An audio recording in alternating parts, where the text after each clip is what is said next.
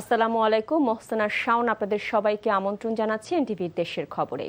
রাজধানীর পল্লবী শিশু রামিসা আক্তার ধর্ষণ ও হত্যা মামলায় ফাঁসির রায়ের বিরুদ্ধে আসামিদের করা আপিল শুনানির জন্য গ্রহণ করেছে হাইকোর্ট। রাষ্ট্রের প্রধান আইন কর্মকর্তা ব্যারিস্টার রুহুল কুদ্দুস কাজল আসামিদের আপিলের বিষয়টি উত্থাপন করলে আপিল শুনানির জন্য গ্রহণ করে আদালত। পরে অ্যাটর্নি জেনারেল ব্রিফিংয়ে জানান, নারী ও শিশু নির্যাতন দমন আইনের মামলার ডেথ রেফারেন্স ও জেল আপিলের শুনানিতে রাষ্ট্রপক্ষ কোনো সময় নেবে না, নিয়মিত শুনানি করবে। একই সঙ্গে শিশু রামিসা ধর্ষণ ও হত্যা মামলার আপিলের পেপার বুক দ্রুত প্রস্তুত করার কথাও জানান অ্যাটর্নি জেনারেল।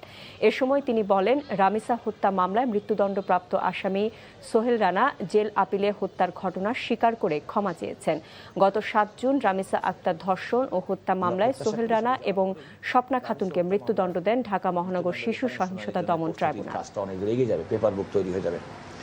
এটা হচ্ছে আমাদের সামগ্রিকভাবে আমরা রাষ্ট্রের পক্ষে, রাষ্ট্রের দায়িত্ব এবং বর্তমান রাষ্ট্রের পক্ষে দায়িত্ব পালনকারী সরকারও সুবিচার সুনিশ্চিত করতে চাই, প্রকৃত অপরাধীর বিচার করতে চাই এবং যারা যাতে সমাজে কোনো মানুষজন অপরাধ করে পার না পায় সেটা দেখতে চাই এবং যে কোনো রায় দ্রুততম সময়ের মধ্যে কার্যকর হোক সেটাও চাই।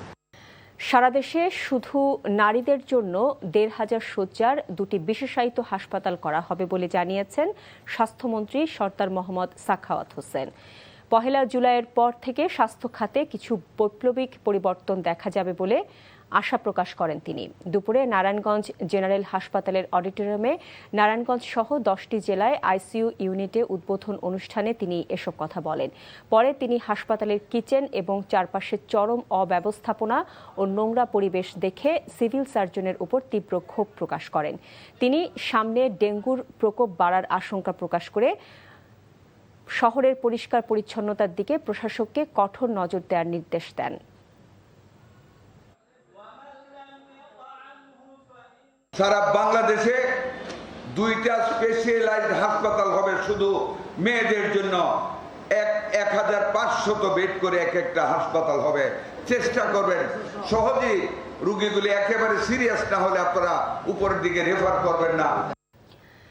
বাংলাদেশ সীমান্তে বর্ডার গার্ড বাংলাদেশ বিজিবির বাধায় ভেস্তে গেছে ভারতীয় সীমান্তরক্ষী বাহিনী বিএসএফ এর পুশ ইন চেষ্টা।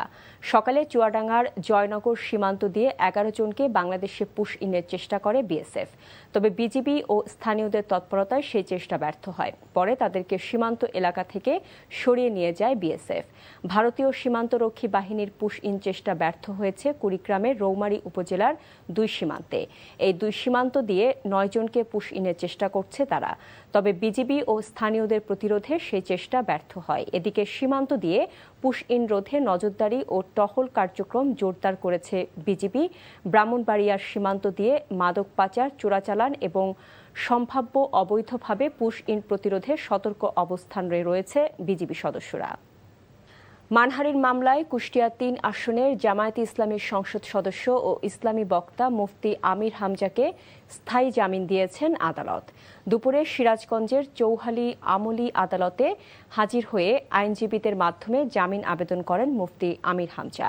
শুনানি শেষে আমির হামজার স্থায়ী জামিন আবেদন মঞ্জুর করেন বিচারক সুমন কুমার।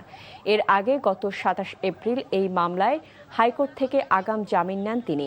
বিএনপি নেতা বিদ্যুৎ ও জ্বালানি মন্ত্রী ইকবাল হাসান মাহমুদ টুকুকে নাস্তিক ও ইসলাম বিদ্বেষী বলে মন্তব্য করার অভিযোগে গত 2রা এপ্রিল আমির হামজার বিরুদ্ধে মানহানির মামলা করেন এক আইনজীবী।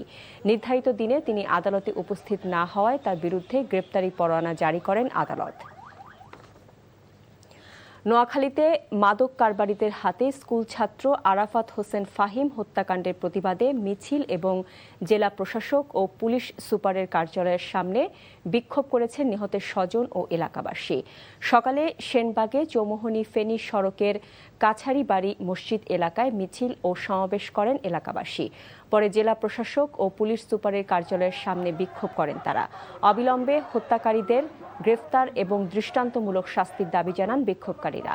এর আগে গতকাল রাতে মাদক ব্যবসার প্রতিবাদ করায় সেনবাগ উপজেলার দেবী সিংহপুর গ্রামে মাদক কারবারিদের ছুরিকাঘাতে নিহত হন আরাফাত হোসেন ফাহিম।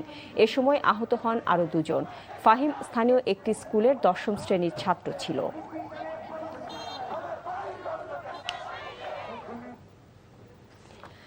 জনগণের সেবাকে সর্বোচ্চ অগ্রাধিকার দিয়ে সরকারি কর্মকর্তা কর্মচারীদের আরও দায়িত্বশীল হওয়ার আহ্বান জানিয়েছেন বেসামরিক বিমান পরিবহন ও পর্যটন মন্ত্রী আফরোজা খানম রিতা। সকালে মানিকগঞ্জ জেলা প্রশাসকের সম্মেলন কক্ষে জেলা আইন শৃঙ্খলা কমিটির সভায় তিনি এসব কথা বলেন। সরকারি কর্মকর্তাদের উদ্দেশ্যে মন্ত্রী আরও বলেন, জনগণের করের টাকায় সরকারি কর্মচারীদের বেতন হয়, তাই জনগণের সেবায় আন্তরিকতা ও জবাবদিহিতা নিশ্চিত করতে হবে। কর্মকর্তাদের আরও গতিশীল ও কর্মমুখী হওয়ার আহ্বান জানান তিনি। সভায় জেলা প্রশাসক, পুলিশ সুপার সহ বিভিন্ন সরকারি দপ্তরের কর্মকর্তা ও রাজনৈতিক নেতৃবৃন্দরা উপস্থিত ছিলেন। দেশের অর্থনীতির নতুন পর্যায়ে কমোডিটি এক্সচেঞ্জ চালুর উদ্যোগ সফল করতে 5 বছরের জন্য কর অবকাশের আহ্বান জানিয়েছে চিটাগং স্টক এক্সচেঞ্জ। দুপুরে সিএসই সম্মেলন কক্ষে পোস্ট বাজেট প্রেস কনফারেন্সে সংস্থার কর্মকর্তারা সম্প্রতি ঘোষিত জাতীয় বাজেটকে সময়োপযোগী উল্লেখ করে বলেন, এই প্রথমবারের মতো দেশে কমোডিটি এক্সচেঞ্জ চালুর উদ্যোগ নিয়েছে সরকার। বিশ্বের অন্যান্য দেশের মতো এই উদ্যোগ বাস্তবায়িত হলে পণ্যের মজুদ আগাম মূল্য নির্ধারণের ফলে উৎপাদক থেকে ভোক্তারা উপকৃত পাবেন। ন্যায্য মজুরি, নিরাপদ কর্মপরিবেশ এবং ঠিকাদার প্রতিষ্ঠানের বিরুদ্ধে নানান অভিযোগে ডাকা কর্মবিরতি স্থগিত করেছে বেনাপোল বন্দরে পণ্য লোড আনলোড কাজে নিয়োজিত হ্যান্ডলিং শ্রমিকরা। সকাল 9টার দিকে স্থলবন্দরের প্রধান ফটকের সামনে প্রধান সড়কে অবস্থানের পর তাদের কর্মসূচি স্থগিতের সিদ্ধান্ত নেন। পরে শ্রমিক নেতাদের সঙ্গে বৈঠকে বন্দর কর্তৃপক্ষ শ্রমিকদের দাবিগুলো 1 মাসের মধ্যে বাস্তবায়নের আশ্বাস দেন। বক্তারা বলেন, নির্ধারিত সময়ের মধ্যে তাদের দাবি বাস্তবায়ন না হলে পুনরায় কর্মসূচি ঘোষণা করা হবে।